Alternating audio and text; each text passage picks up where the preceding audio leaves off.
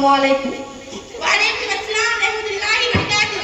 ये तुम्हारे ससुराल वाले आ गए हैं, चाय मत कराओ। क्या बनाता है?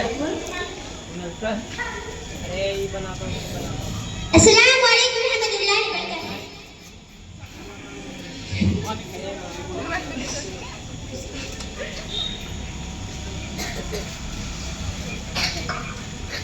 बर्तन पलंग बाल्टी ये सब क्या है? हम भीख में आए क्या? ऐसी सोफा फ्रिज ये सब क्या है? आप अपना सामान यही रखवाइए और अपनी बेटी भी, हम जा रहे हैं।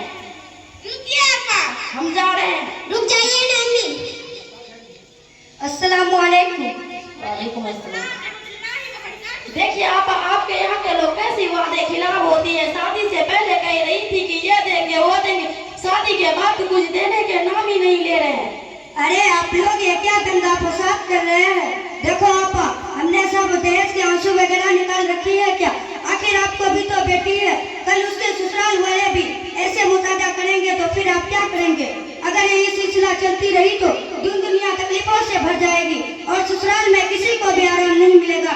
हर किसी को जितना दो उतना कम है। ससुराल वाले की ख्वाहिशां पूरी नहीं कर पाएंगे तो कल को दिन हमारी भी बेटी रह जाएगी और उसे भी तकलीफ होगी और वो भी दहेज का ताना सुनेगी। और सबसे पहले मैं ये सोचाई चाहिए कि हम जिसकी बेटी लाए वो हमारी बेटी है। अगर हम अपनी ही बेटी को अगर हम आने वाले बहू को बेटी समझे तो हमारी भी बेटी बेटी समझी जाएगी। हमने तो अखबार इसमें हमेशा सुना है कि सास बहू के झगड़े से खुदकुशी कर लेता है। वैसी सास है, बहू को जला दिया और मार डाल दिया गया और तकलीफें दिया गया। और जब आपा हम किसी की बेटी हमारे घर बहू बनकर आती है तो हम उसे नौकरानी समझते। छोटी छोटी गलतियों पर हमके खानदान वाले को लानत मुलामत करती है।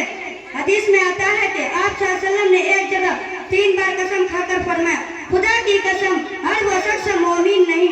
साहबा ने उसका या रसूल सल्लल्लाहु अलैहि वसल्लम वह कौन? आप सल्लल्लाहु अलैहि वसल्लम ने फरमाया, उनके शरारतों से उनका पड़ोसी महफूज न हो और वह खुश हो कि पड़ोसी के बारे में उनके खानदान का एक फौज बन चुका था।